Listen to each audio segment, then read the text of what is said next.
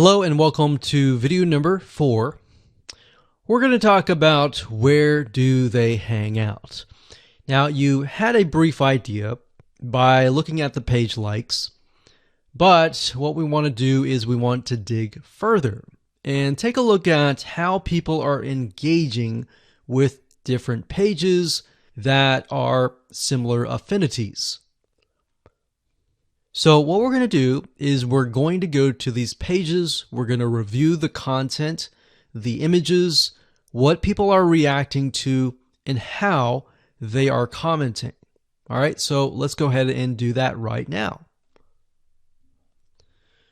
Okay, so we're back to the Facebook Audience Insights, and what you want to do is simply go back to the page likes page. And what we want to do is look at the top categories. Now, what Facebook has done here is it gives you an idea of all the things that the audience is interested in. So, for example, what media or news company do they listen to or look at? What are they interested in terms of publishers? It says boutique stores. What do they go to in terms of shopping? What do they eat? What do they drink? What education websites do they go to learn something about knitting, maybe? Where do they go for games and toys? What websites do they visit? So now, these may not necessarily be related to knitting, but it will give us an idea of where they go to hang out. So we can see that these people like recipes. So we see recipes, we see that they like to save money in terms of coupons.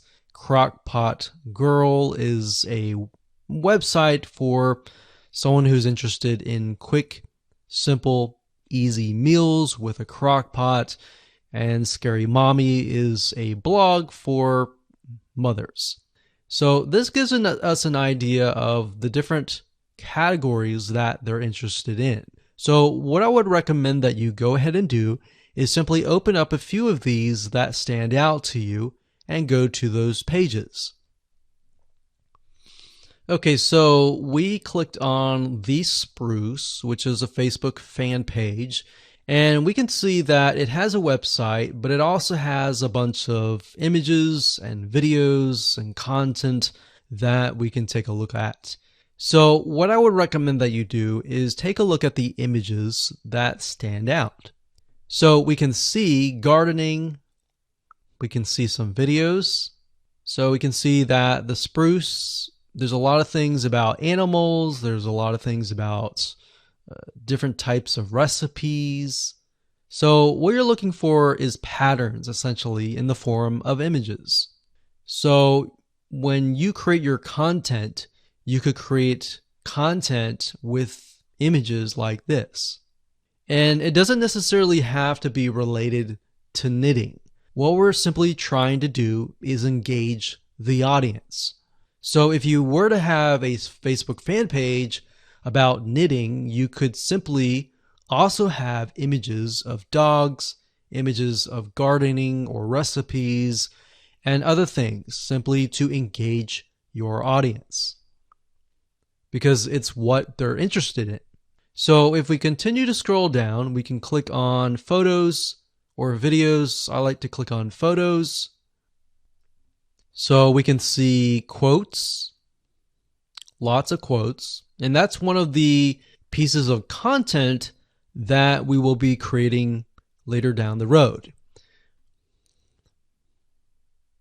So we're just simply scrolling through and taking a look at the images, and we can see there are tons and tons and tons and tons of images with quotes, and most of these are simply blue background with words on top.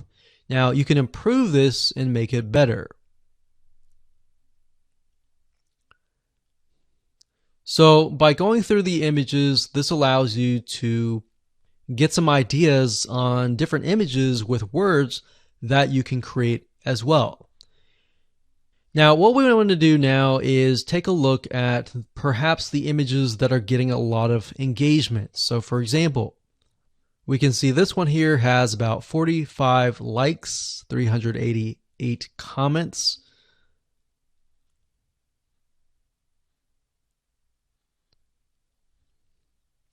And as we're going through, what I notice is that the ones with the blue backgrounds, for the most part, actually have a lot more engagement.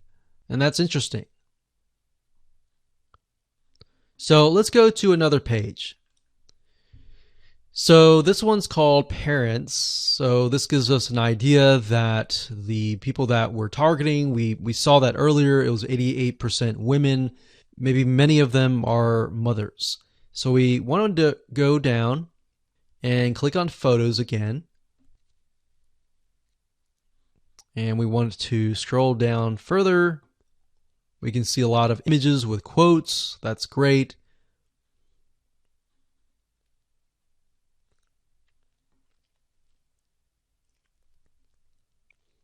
And if you find an image that is getting a lot of likes and comments, you can look at them and maybe not necessarily plagiarize or copy, but find a really good image that fits this and perhaps rewrite the quote. So what we're doing here is we're not necessarily copying, but we're finding what works and simply creating the content based upon that.